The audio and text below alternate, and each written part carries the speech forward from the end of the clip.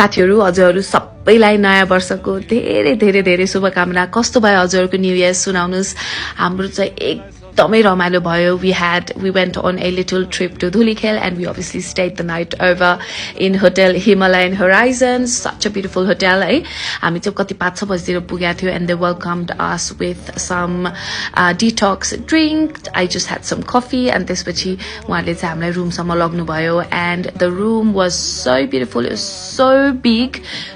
ठुलो रुम भएको हैन 6 जनाको लागि हामीले दुईटा रुम बुक गरेको it was more than enough just more than enough हैन such beautiful big rooms and at the side मा चाहिँ सानो एउटा lounge area पनि थियो where we had you know most of our drinks later in the night and त्यसको ठ्याक्क बाहिर चाहिँ almost all the rooms had a nice beautiful big balcony त्यहाँको view the view from the balcony was just spectacular त्यसपछि 7-8 बजेतिर चाहिँ मेरो बेबीहरु पनि आए म चाहिँ साथीहरुसँग गएको थिए मेरो बेबी सबैजना आइसक्यो उहाँ अंकल चाहिँ यहाँको ओनर हुनुहुन्छ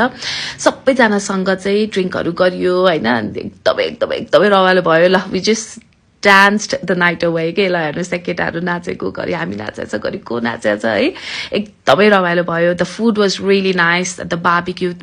थियो त्यहाँनिर मोमो this and that सबै थियो एकदमै रमाइलो भयो न्यू इयर्स एकदमै रमाइलो भयो this is next day चाहिँ हाम्रो साथीहरु चाहिँ they had some breakfast and then they left early हाम्रो चाहिँ same day or you know new years को डे चाहिँ यता मेरो सासु आमा सासु बुवा आन्टी अंकल सबैजना यही होटल होराइजन मै आउने हिमालयन होराइजन मै आउने and we will have lunch there भनेर चाहिँ मम्मीहरु पछि हामीलाई जोइन गर्नुभयो and then यहाँनिर चाहिँ हेर्नुस्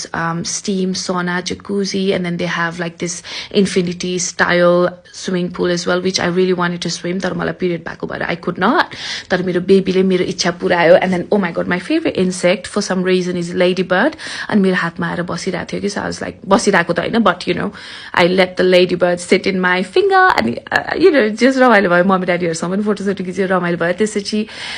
हाम्रो dinner plan was with my side of the family mummy papa भाइ ईशाहरु सबैजनासँग हामी चाइनिज गयो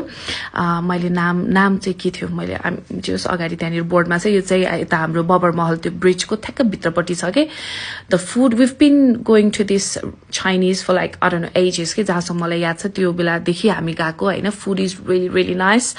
एकदमै मिठो टन्न खायो गफसफ हान्यो and then finally we ended our day with some dessert we went to Old Baneshwar eta 32 Putaliko Baskins and then you know we just we just had a beautiful night and thank you for watching.